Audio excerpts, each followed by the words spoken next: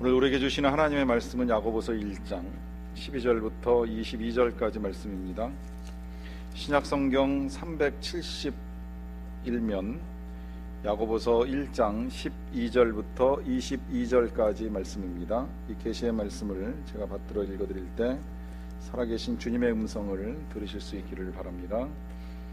시험을 참는 자는 복이 있나니 이는 시련을 견디어낸 자가 주께서 자기를 사랑하는 자들에게 약속하신 생명의 면류관을 얻을 것이기 때문이라.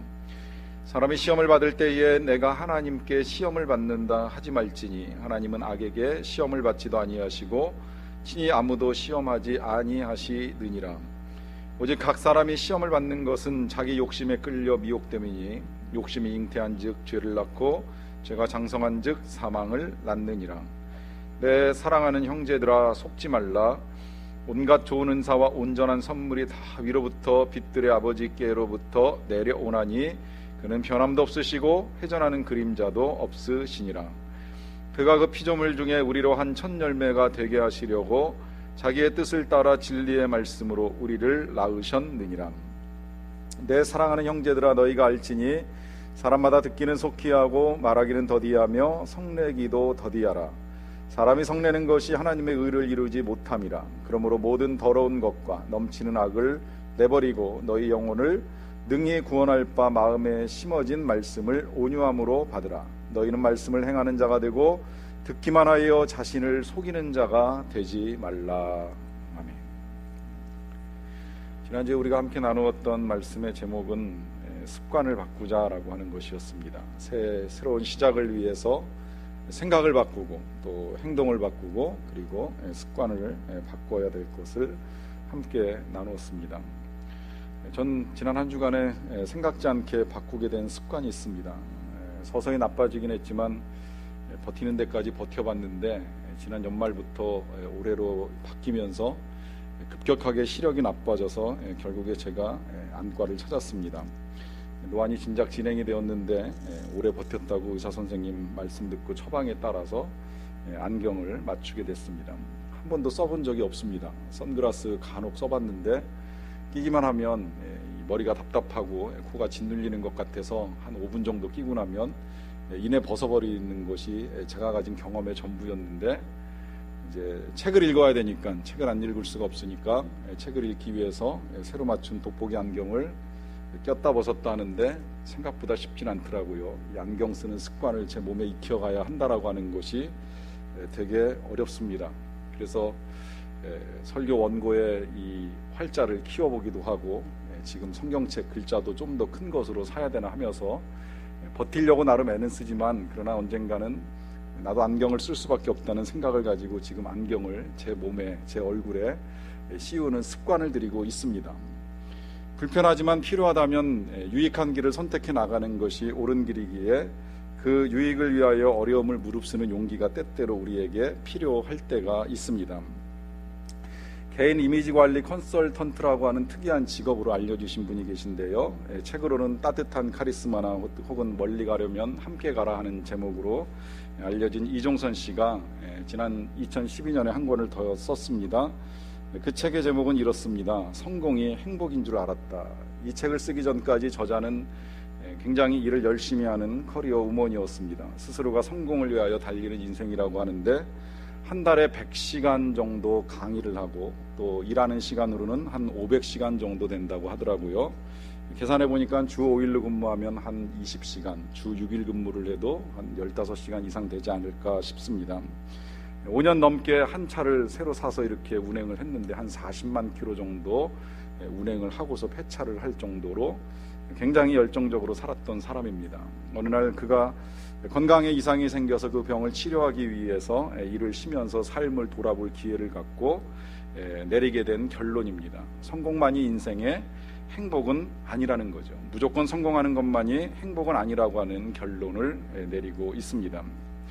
여러분, 우리의 인생 행복하기를 꿈꾸지 않는 사람은 없습니다. 누구라도 행복은 인생 최고의 가치이고 목표가 될 수 있습니다. 그 자체는 잘못된 것도 아니고 또 꼭 필요한 것입니다. 그렇다면 무엇이 우리의 인생을 행복하게 하는가라고 하는 것은 질문할 필요가 있습니다. 좋은 나무 성품학교를 세워서 우리 국내와 또 세계적으로 이 성품 교육을 보급하고 계시는 이영숙 박사님 계시는데요. 행복을 만드는 성품이라고 하는 책에서 분명하게 우리에게 가르쳐 줍니다. 일단 개인의 능력보다 어떤 성품의 사람으로 살아가느냐가 행복을 결정짓는다는 거예요. 우리는 능력이 행복인 줄 알고 능력을 가지려고 애를 씁니다. 우리의 자녀들에게도 좋은 능력을 심어주기 위해서, 좋은 능력의 아이로 키우기 위해서 애를 씁니다. 그러나 진짜 이 아이를 행복하게 만드는 것, 또 우리의 인생을 행복하게 가꾸어가는 것은 능력보다 성품이 훨씬 더 중요하다라고 하는 것입니다. 사실 이렇게 살펴보면 정말 그래요. 어떤 사람 능력 있는데 늘 불행해 보이는 사람이 있습니다.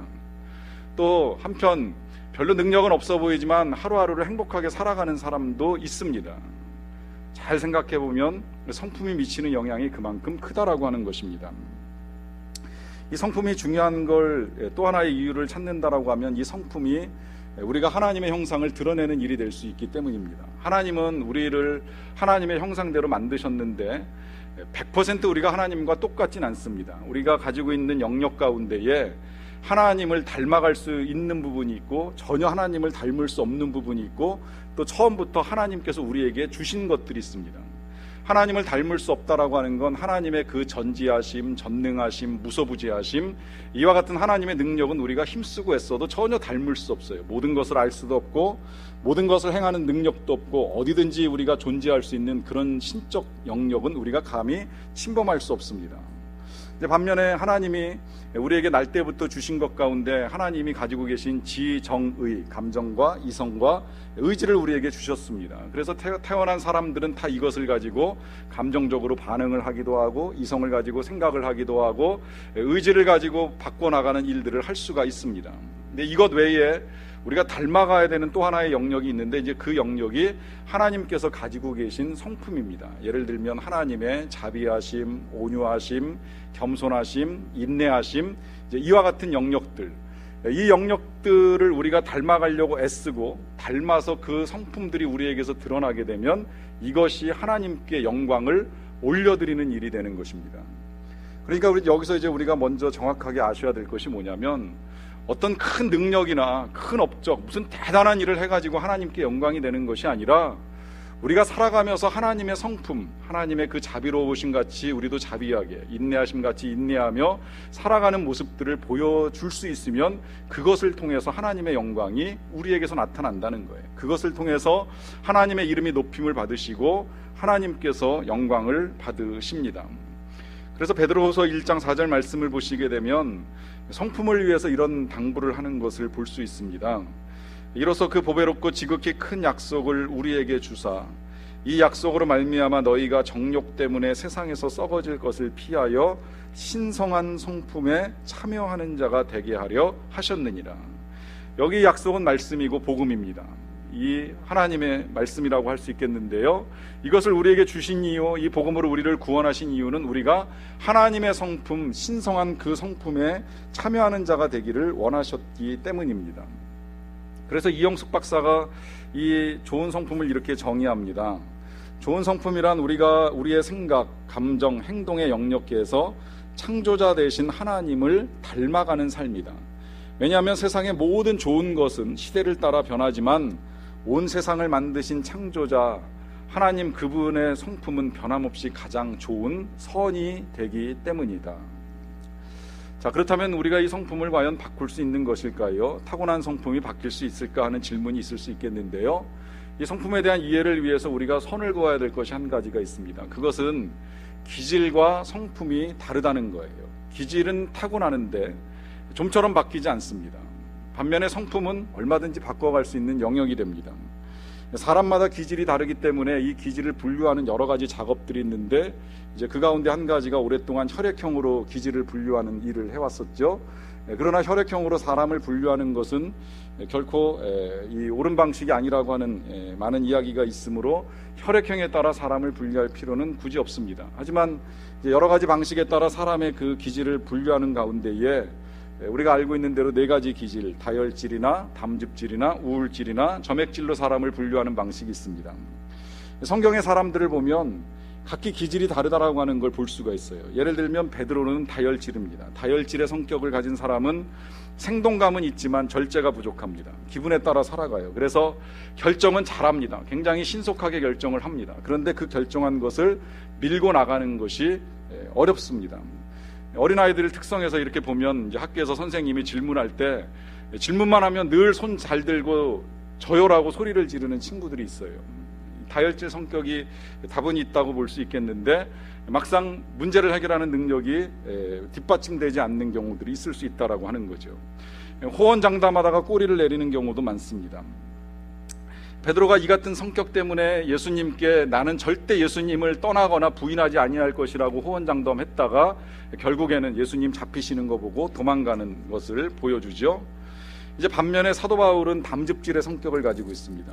의지는 강하지만 화를 잘 내는 성격이라고 할 수 있겠고요. 그래서 때로는 고집도 세고 거만합니다. 목적지향적이기 때문에 목표가 일단 정해지면 그 목표를 달성하기 위해서 끝까지 열심히 달려나갑니다. 이제 이런 사람들이 어렸을 때 예수 믿으면 잘 믿어요. 한번 정했으면 별로 중간에 흔들리는 일이 없습니다. 그런데 나이가 들어서는 예수 믿기가 조금 어렵습니다. 지금까지 해오지 않던 일을 어느 한순간 바꿔가지고 한다라고 하는 것이 그만큼 어려워요. 이게 사도 바울이 그 어려운 과정 중에 예수님을 만나서 변화를 이루었기 때문에 예수님을 전하는 사역자가 되었지만 그 변화를 이루어가는 과정이 그만큼 힘들다는 것입니다. 이제 또 하나 모세는 우울질의 사람으로 분류를 하는데요. 이 우울질의 사람의 특성 아시죠? 부정적이고 비관적입니다.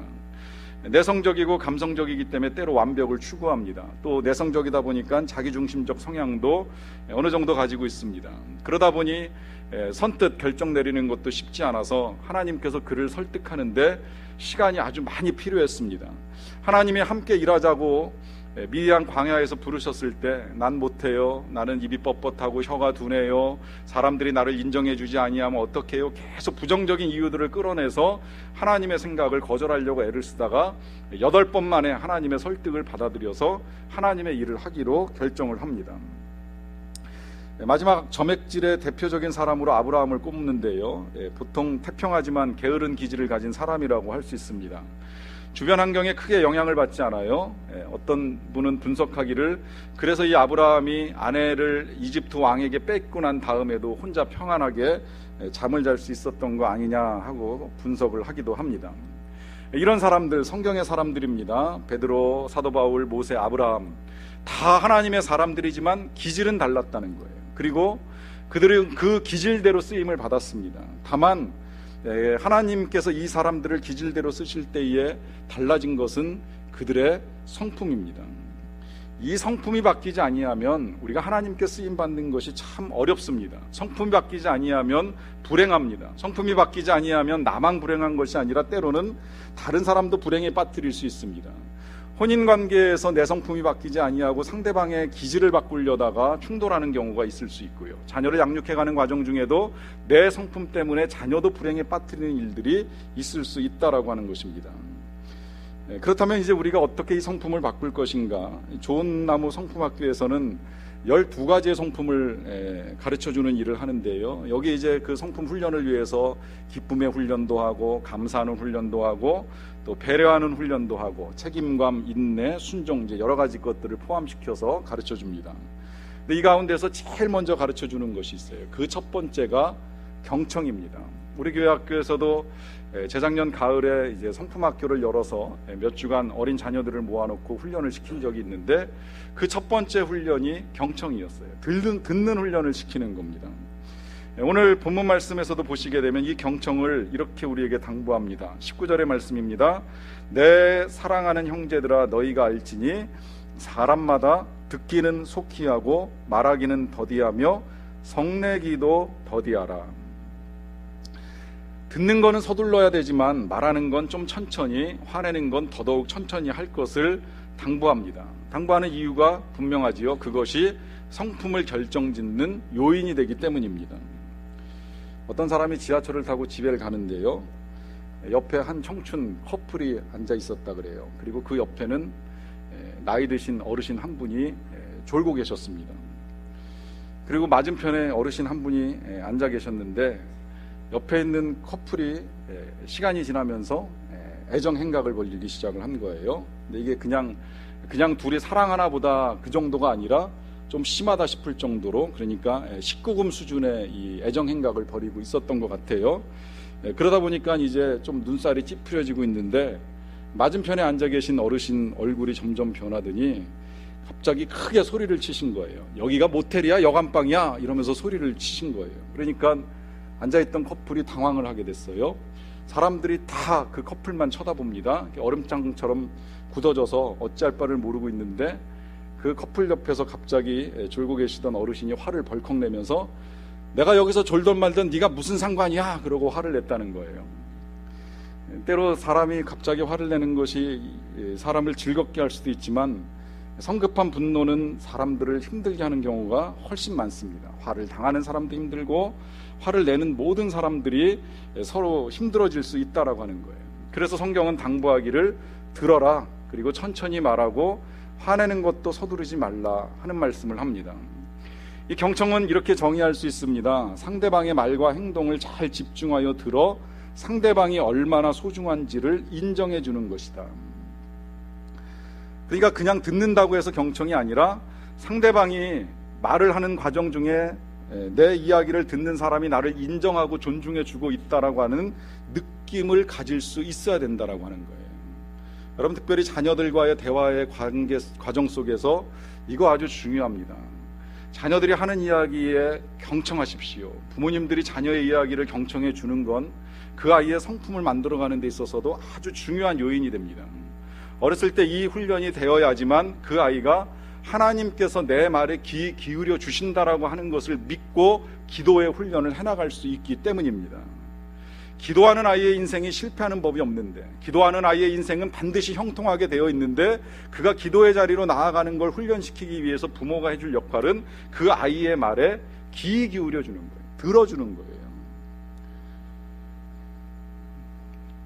그래서 경청이라고 하는 것을 정의할 때, 상대방의 말과 행동을 잘 집중하여 듣는다고 했을 때 이 상대방은 모든 사람이 다 해당되는 겁니다. 누구의 말이라도 잘 귀 기울여 들어줄 수 있는 사람이 경청하는 사람이고, 그가 좋은 성품의 사람이라고 할 수 있는 것이지요.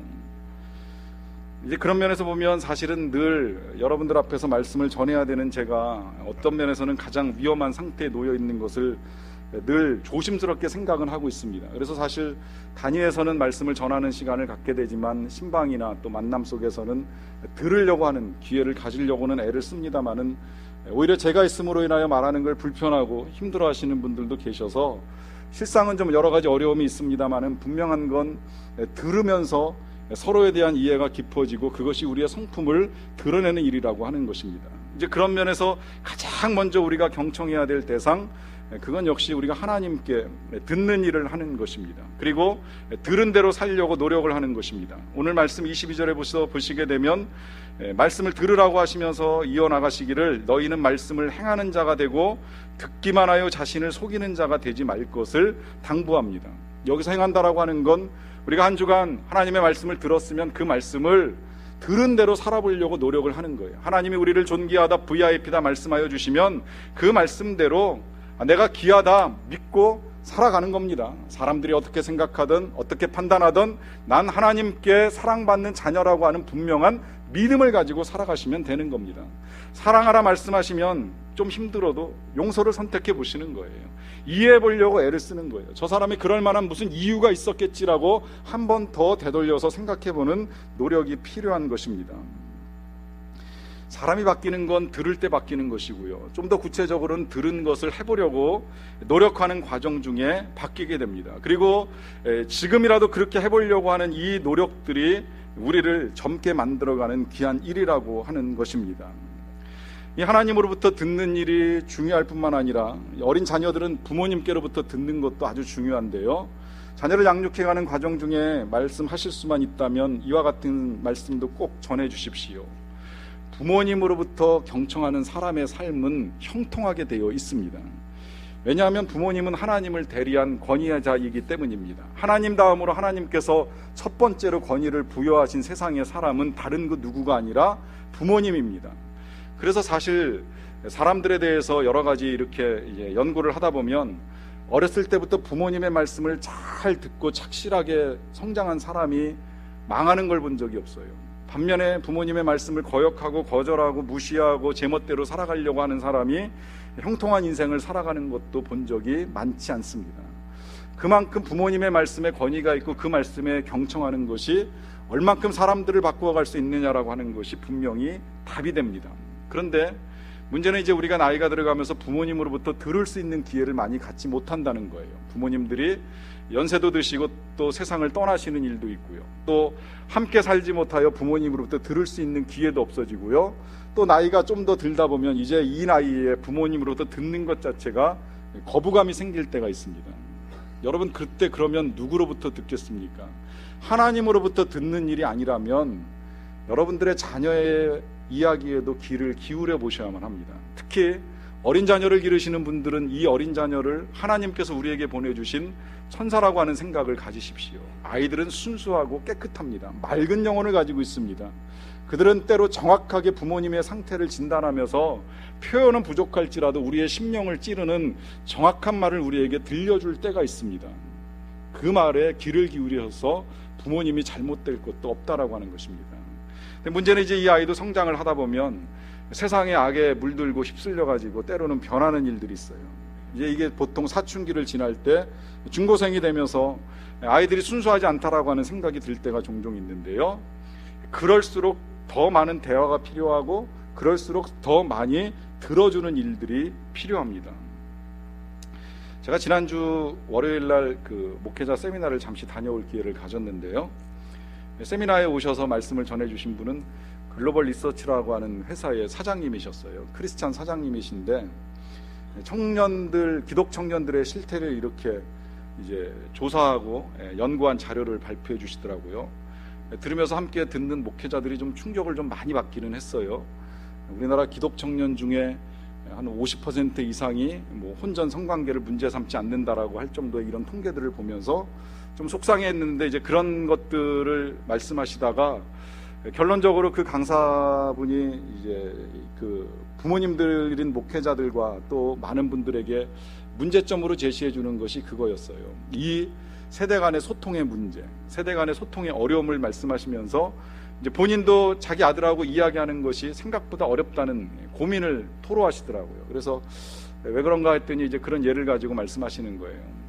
청년들은 힘들다고 하는데 우리 부모님의 세대들은 훨씬 더 힘든 세대를 살았다고 하는 거죠. 전쟁도 치르고 정말 가난함 속에서 열심히 일해가지고 이만큼 살아왔는데 청년들의 힘든 것을 이해하지 못하다 보니까 이 자녀들이 부모님들하고 이야기하는 게 힘들다는 거예요. 그래서 왜 힘들다고 이야기를 하느냐면 부모님들의 이야기는 한결같다는 겁니다. 너는 왜 나처럼 살지 못하느냐.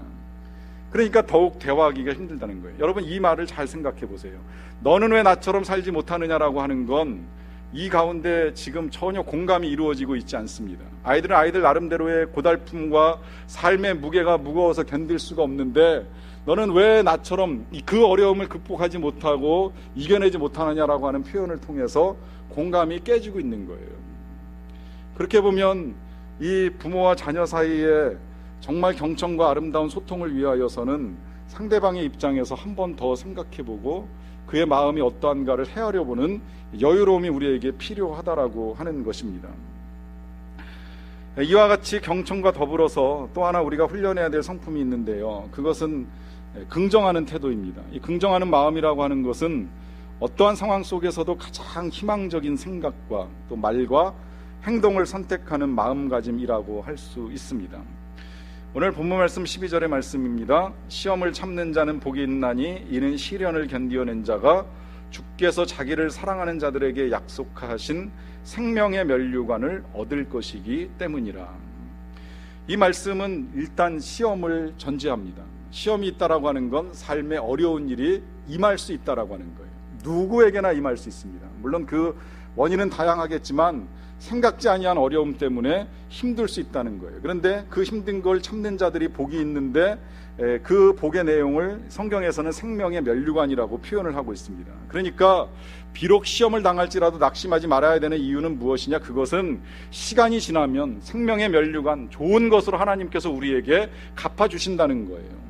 이걸 다른 말로 보시게 되면 17절에서는 이렇게 표현을 합니다. 온갖 좋은 은사와 온전한 선물이 다 위로부터 빛들의 아버지께로부터 내려오나니, 이 빛들의 아버지 하나님께로부터 우리에게 좋은 것이 임하기 때문에 우리가 일시간 힘들고 어려운 일에 직면했을지라도 결코 긍정적으로 생각하는 태도를 잊어서는 아니 된다라고 하는 거예요. 이영숙 박사님이 이와 같이 성품 훈련을 하는 과정 중에 실제 경험했던 사례 한 가지를 말씀하시더라고요. 독일에서 이제 강의를 끝내고 이제 파리로 기차를 타고 이동을 해야 되는데 가장 중요한 가방을 잊어버린 거예요. 노트북이 들어있고 거기에 이제 여행 중에 사용하게 될 달러하고 또 강사비로 받은 유료화까지 다 들어있는 가방이 통째로 없어졌어요. 역에 내려가 가지고서 기차를 타려고 기다리다가 기차를 타기 직전에 가방이 하나 없어진 것을 발견하게 되고 당황스러워진 거예요. 이 기차를 보내게 되면 그 다음날 아침 10시에 있는 기차를 타게 되는데, 그 기차를 타게 되면 파리에 가서 강의하기로 약속된 그 강의 몇 시간을 이제 취소해야 되는 이제 그런 불가피한 상황에 놓여 있는 거죠. 근데 본인이 성품을 가르치고 어떤 상황 속에서도 긍정적인 마음을 버리지 않아야 된다라고 하는 생각을 가지고 고민하다가 일단 기차를 타고 본인한테 남아있는 걸 찾아봤다는 거예요. 그랬더니 일단 여권이 없어지지 않은 게 참 감사하고, 또 그리고 컴퓨터는 없어졌는데 다행히 USB는 그 USB 파일은 다른 주머니에다 넣어놔가지고 일단 강의를 하는데 큰 지장이 없다는 거를 알게 되었다는 거죠. 이제 그리고 그것을 가지고 파리에 도착해서 그 유로코스타가 진행하는 데 가서 학생들에게 강의를 하는 과정 중에 자신의 경험을 이야기한 거예요. 모든 것이 다 없어져 버렸지만, 중요한 것들이 사라져 버렸지만, 이 상황 속에서도 긍정하는 마음, 희망적인 생각이나 말과 행동을 버려서는 아니 된다라고 하는 것을 가지고 강의를 충분히 이제 하고 나서 나는 그러한 마음을 가지고 여기 왔다라고 하는 이야기를 하셨다는 거예요. 그런데 강의가 끝나고 난 다음에 놀랍게도 강의를 함께 들으신 분 중에 한 분이 자신도 똑같이 여행을 하는 과정 중에 가지고 온 여비 가운데 절반을 나누어 가지고 남은 여정에 사용하시라고 주고 가셨다는 거예요. 근데 생각보다 많은 양의 이 비용을 받으시면서 하나님께서 이와 같은 방식으로 채워주시리라 하는 건 전혀 생각을 못했다라고 하는 고백하시는 것을 볼 수 있습니다. 여러분, 일순간에 어려움이 임할 수는 있지만, 그러나 우리가 긍정하는 마음, 긍정하는 생각들을 버리지 아니한다면 하나님께서 우리에게 좋은 선물로, 온갖 좋은 것들로 주시겠다라고 하는 이 약속이 분명하게 있음을 믿으시기 바랍니다. 제가 앞서 말씀드렸던 성경의 사람들, 이 베드로나 바울이나 모세나 아브라함, 그들의 기질은 각기 달랐습니다. 그럼에도 불구하고 그들이 쓰임받은 이유, 그것은 그들의 성품이 변화되었기 때문입니다. 다혈질의 베드로는 적극적인 성격에 절제가 더해졌고요. 또 담즙질의 사도 바울, 정말 일 중심과 목표 중심의 사람이다 보니까 사람들을 용납하는 게 되게 어려웠어요. 그래서 일하다가 중간에 멈춘 사람 용서하지 못해가지고 함께 가지 못하겠다고 내친 적도 있습니다. 그러나 시간이 지나면서 그는 용서와 사랑의 사람이 되고, 그래서 그를 그리워하고 사랑하는 것을 볼 수가 있습니다. 우울질의 모세, 이 우울질의 성격이 가지고 있는 특성이 어울리지 못하는 성격인데, 그런데 이러한 모세를 성경은 평가하기를 온유하다라고 평가를 합니다. 그보다 더 온유한 사람이 없다라고 할 정도로, 민족을 위하여서 차라리 내 목숨을 거두시는 것이 어떠하시겠느냐고 하나님께 기도를 드릴 정도로 그는 넉넉한 사랑의 사람으로 변화가 되었습니다. 아브라함은 태평한 사람이었지만 시간이 지나면서 충성스러운 사람으로 변해갑니다. 이 모든 사람들 기질은 달라지지 아니하였지만 성품에서 하나님 닮은 모습이 하나씩 드러나요. 성품은 얼마든지 변할 수 있다는 거예요. 물론 변화의 시차가 있습니다. 사도 바울 같은 경우에는 한순간에 사람이 변해서 하나님의 사람이 되기도 하고요. 또 이 베드로 같은 경우에는 한 3년 정도 훈련을 받으면서 변화를 이루어서 이제 마지막에 부활과 성령 강림을 경험하면서 이제 절제하는 그리스도인이 된 것을 볼 수가 있습니다. 하지만 모세는 그가 변하는데 40년 광야 생활을 필요로 하기도 했습니다. 아브라함 역시도 75세에 부름을 받았지만 그가 하나님께 믿음을 완전하게 드러내는 데에는 122세 정도 되는 많은 기간을 필요로 한 것을 볼 수가 있습니다. 중요한 건 시간이 얼마나 걸리든 그들의 삶이 변했다는 것이고 쓰임받았다는 사실입니다. 믿음의 조상으로, 민족의 지도자로, 혹은 사도로 그들의 기질은 바뀌지 아니하였지만 성품이 바뀜으로 하나님께 쓰임받은 멋진 인생들이 되었습니다. 사랑하는 성도 여러분, 이와 같은 일들을 해보시고 싶은 생각 없으십니까? 내 성품이 바뀌어서 내가 행복할 수 있고, 내 성품이 바뀌어서 다른 누구를 행복하게 할 수 있다면 이것이야말로 우리가 하나님의 영광을 아름답게 드러낼 수 있는 삶이 아니겠습니까? 이와 같은 강의가 진행되는 동안에 이용숙 박사님이 한번 미국에서 강의를 하시는데, 한 성도님이 강의를 듣다가 우는 일이 있었대요. 계속 강의를 들으면서 눈물을 흘리시길래 물어보셨답니다. 왜 그렇게 우십니까? 그랬더니 이분이 이런 말씀을 솔직하게 하시더라는 거예요. 성품이 귀한 걸 알고 자녀에게 좋은 훈련을 시켜야 된다는 걸 아는데 시간이 없습니다. 아침에 아이를 학교 보내고 나서 일하러 나오게 되면 이민생활하면서 11시에 일이 끝나고 집에 들어가면 아이는 잠들어 있는데, 아이와 이 성품에 대해서 이야기를 할 시간이 없는 내 삶이 너무나도 서글프고 힘들어서 그래서 눈물이 납니다. 이런 말씀을 하시더라는 거예요. 그때 이용숙 박사님이 제시해 준 답이 하나 있습니다.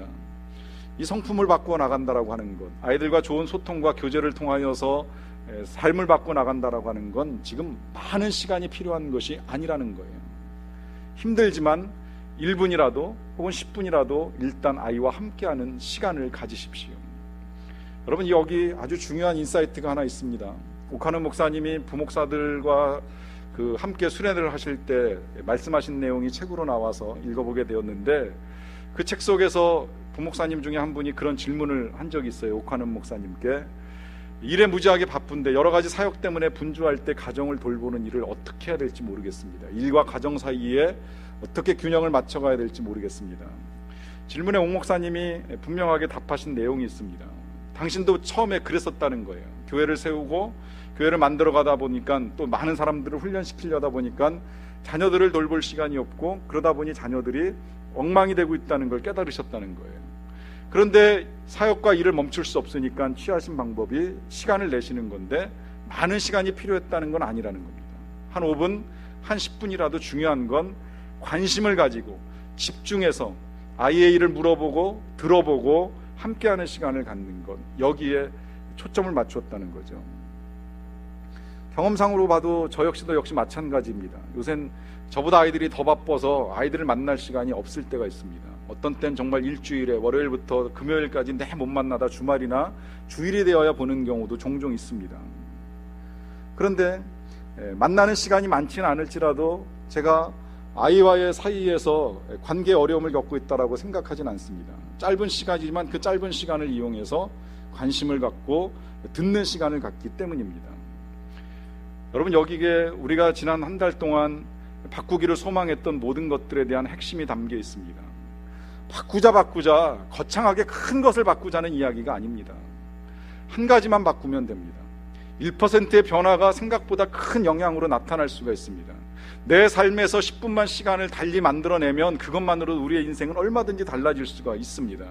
기도하지 않던 내가 기도하는 시간 10분을 낼 수만 있다면, 아니 10분이 없어서 단 1분 그 시간밖에 없다면, 우리가 지난주에 배운 대로 하나님, 오늘도 내가 죽겠습니다, 내가 날마다 죽어야 된다라고 하는 이 사실 앞에 내가 죽으며 하루를 시작하겠습니다라고 고백할 수만 있어도 우리는 우리의 삶에 놀라운 변화들을 경험할 수 있습니다. 이 변화가 하나님께 영광이 될 것입니다. 그리고 우리를 행복하게 해줄 것을 확신합니다. 기도하시겠습니다. 사랑하는 성도 여러분, 여러분들의 삶은 행복하십니까? 그리고 그 행복을 위하여 지금 우리에게 필요한 것은 무엇이라고 생각하십니까? 능력, 물질, 건강, 여러 가지 것들이 필요하다고 생각하실지 모르겠지만, 지금 우리에게 있어서 가장 중요한 것, 그건 우리가 지금 하나님의 말씀을 듣고 들은 대로 이제 긍정하는 마음을 먼저 갖는 것입니다. 긍정하는 생각을 갖는 것입니다. 긍정하는 태도로 나아가는 것입니다. 비록 어렵고 힘들지만 이 상황 속에서 하나님이 나에게 좋은 선물 주시리라, 우리 가정에 평안을 주시리라, 우리 가정에 행복을 주시리라, 우리 가정에 필요한 것들을 채워주시리라, 그래서 바뀌고 변화되어 참된 행복과 은혜를 누리며 나아갈 수 있으리라, 믿고 나아가시기를 바랍니다. 그리고 그와 같이 변화를 이루어갈 수 있도록 하나님, 내가 경청하는 마음과 또 긍정하는 태도를 주시기를 원합니다. 각자의 목소리로 잠시 고백하며 기도하는 시간을 갖도록 하겠습니다.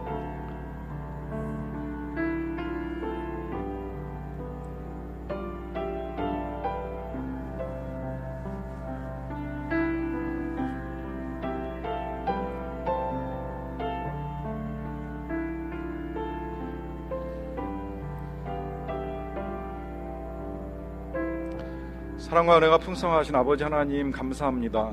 오늘 이 시간에도 우리가 예배 가운데 하나님의 말씀을 들을 수 있는 시간을 주심을 감사드리옵나이다. 들은 대로 행하여 우리를 속이는 자가 되지 않게 하여 주시고, 그 행함이 구체적인 경청으로 드러날 수 있게 되기를 원합니다. 사랑하는 가족들에게, 이웃에게 관심 갖고 귀 기울여 들음으로 정말 서로를 향한 깊은 사랑을 나누며 행복한 가정, 행복한 세상을 만들어갈 수 있게 하여 주시옵소서. 때로 우리의 삶에 여러 가지 어려움들이 있을지라도, 그럴지라도 하나님께서 보다 더 좋은 선물과 좋은 것들로 우리에게 채워주실 것을 기대하며 긍정하는 믿음을 잃지 않고 살아가게 하여 주시옵소서. 작은 변화라도 시도하여 이 변화가 우리의 삶을 보다 더 복되고 아름답게 만드는 일이 되기를 간절히 원합니다. 그렇게 될 수 있도록 주께서 계속해서 우리에게 주의 영으로 충만하게 하여 주시옵소서. 감사드리며 예수님의 이름으로 기도하옵나이다. 아멘.